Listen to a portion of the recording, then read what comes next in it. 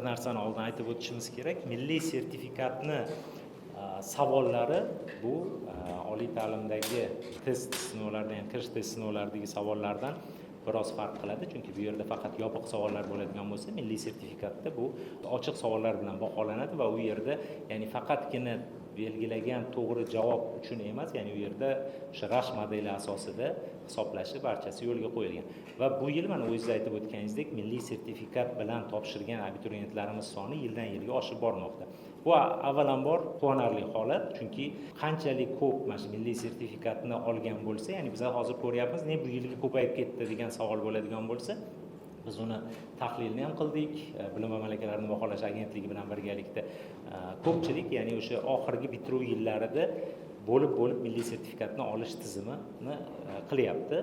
Albatta ko'paygani yaxshi. Nimaga? Chunki baribirga ham test topshirayotganda bu yerda qandaydir lotereya holati ham bor. Ya'ni bilmagan savoliga masalan javobni belgilaydigan bo'lsa, unaqalar soni ko'p bo'ladi. Ular ham qanaqadir ball oladi. Men o'zim bilim va malakalar baholash agentligi sobiq davlat test markazida direktor o'rinbosari lavozimida ishlagan paytimda ko'p ko'rardik. Ya'ni butun javob varaqasini faqat A bilan, faqat B bilan to'ldirib chiqadi va ular ham qandaydir ball oladi. Milliy sertifikatda unaqa holat kamroq, chunki u yerda aytib o'tgandek ochiq savollar.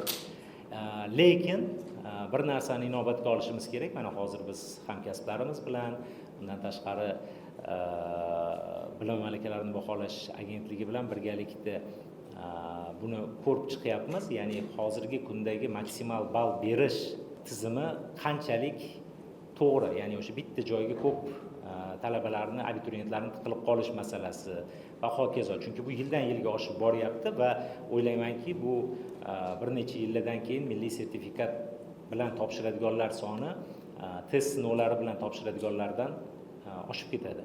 Va albatta buni biz oldindan ko'ra bilib, mexanizmlarni ishlashimiz kerak va bu bo'yicha ishlayapmiz. Albatta qandaydir fikrlar, yangiliklar bo'ladigan bo'lsa, ommaviy axborot vositalariga buni xabarini beramiz. Rahmat.